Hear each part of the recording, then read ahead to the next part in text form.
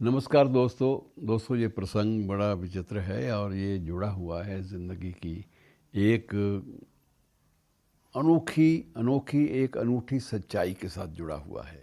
इसका जिक्र वैसे ओशो ने भी एक बार किया था कि एक व्यक्ति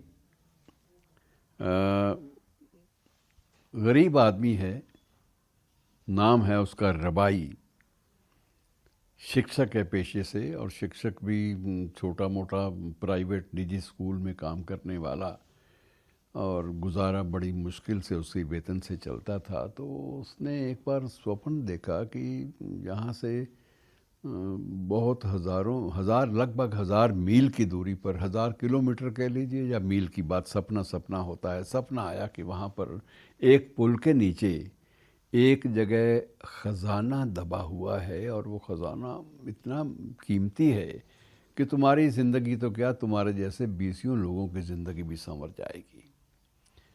वो नींद खुली, सुबह भी उस सपने को याद किया। उसने कहा क्या है फजूल के सपने, तो सपने होते हैं, इन बातों में क्या रखा है।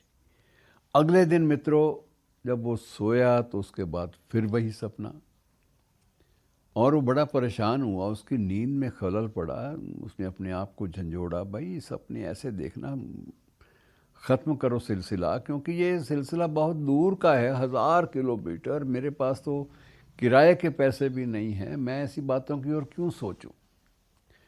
तीसरी रात उसके फिर सपना आया कि नहीं भाई तुम भूल कर रहे हो, तुम जाओ, वहाँ एक पुलिस वाला भी तुम्हें मिलेगा और तुम ज़रा देख कर जाना, पुलिस वाला तुम्हें देख ना ले। जब वो इधर उधर हो तो उसके बाद चुपचाप ख़जाना जो दबा पड़ा है सिर्फ 1 फुट की नीचे, ज़मीन की सतह के नीचे, वहाँ से ख़जाना उठा के तुम चले आओ और तुम्हारी ज़िंदगी संवर जाएगी, तुम्हारी सारी गरीबी भी ठीक हो जाएगी और तुम आस पास के लोगों की मदद भी कर पाओगे।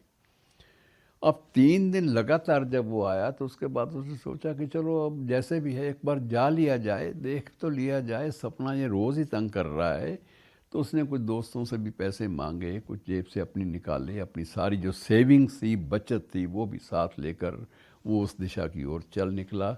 और इस दिशा में जाकर उसने बाकायदा प्रयास किया कि अगर मुझे ख़जाना मिल जाए। वहाँ देखा एक पुलिस वाला खड़ा है, एक पुल के नीचे वही पुलिस वाला। उसने देखा कि नक्शा तो वही है जो मैंने सपने में देखा था। थोड़ी देर बाद पुलिस वाला जब ऊँघने लगा और उसके बाद चलते फिर चलते वो एक तरफ मुड़ गया, पुलिस वाला भी, अपनी बीड़ी सिगरेट पीने के लिए या दारू का पैग लगाने के लिए, किसी भी बात के लिए। तब उसने देखा कि अब ये मौका है, आसपास कोई भी नहीं है, अंधेरी रात है, और उस वक्त वो पुल के नीचे उसी स्थान पर गया जिस स्थान का उसे सपना आया था। खुदाई की, कुछ नहीं मिला।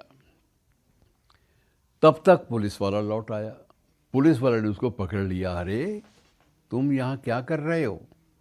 तो उसने कहा कुछ नहीं, मुझे इस तरह से, उनसे डर के मारे, दहशत के मारे उसने चारों सपनों की बात है पुलिस वाले के सामने दोहरा दी। भाई मेरी समस्या ये है, मुझे नींद नहीं आ रही, अब क्या करूं, मैं पैसे भी मांग कर लाया हूं, यहाँ तक पहुँचने के किराए के भी।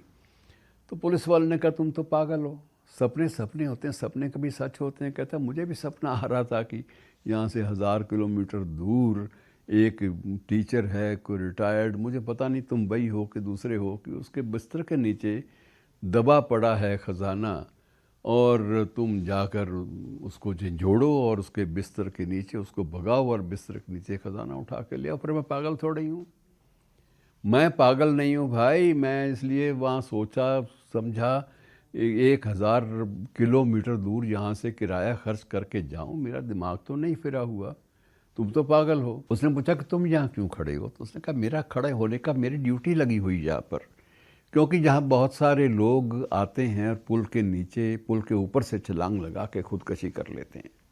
सरकार ने मेरी ड्यूटी लगा दी, मेरी ड्यूटी नाइट की चल रही है इन दिनों में, और ये पता नहीं कब तक चलेगी कि किसी भी व्यक्ति को आत्महत्या करने से रोका जाए, आत्महत्याएं ना हों, ये रोकथाम के लिए मैं यहाँ खड़ा हूँ। फिर एक पुलिस वाला चौंक भी पड़ा कि अरे तुम भी कहीं आत्महत्या करने तो नहीं आए।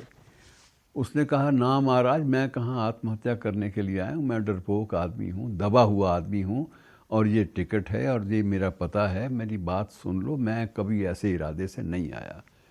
तो पुलिस वाले को लगा कि आदमी सच बोल रहा है, कहता फिर भाग जाओ चुपचाप यहाँ से, जो कर्जा लिया है धीरे धीरे उतार देना और चले जाओ। अब वो बड़े थके हारे कदमों से जो किराए की जो राशि थी जो वो कर्जा मांग के लाया था, उसको उस पर अपने आप को कोसता हुआ कि मैं क्या बेवकूफ़ी कर बैठा, धीरे धीरे अपने घर की ओर लौटा। और लौटा तो उसके बाद बिस्तर पर लेटा, तब उसको एकदम से ख्याल आया कि पुलिस वाला जो कह रहा था चलो वो तो देख लिया जाए। और वो जब उसने अपने बिस्तर के नीचे खुदाई की तो वाकई वहाँ पर एक गड़ा हुआ खजाना उसे मिल गया। मित्रों, ये प्रतीक है, गड़ा हुआ खजाना सुख है अपने पास जो है, जिसको हम पहचान नहीं सकते या क्या है, इस बारे में विस्तृत घटनाक्रम की बारीक सूक्ष्म जानकारी के चक्कर में ना पड़िए। लेकिन यह है कि हम कई बार ऐसे घटनाक्रम से, ऐसे मामलों में कितने ज़्यादा भटक जाते हैं कि आसानी से कोई ख़जाना मिल रहा है तो उसे पाने के लिए हम लोग कर्ज़ भी उठाते हैं, इतनी मशक्क़त भी करते हैं, और उसके बाद पता लगता है कि जिस सुख की तलाश में हम इतने कर्ज़ उठाकर इतनी मशक्क़त करने के बाद पहुँचे थे, वो सुख तो हमारे बिस्तर के नीचे है। शुक्रिया दोस्तों।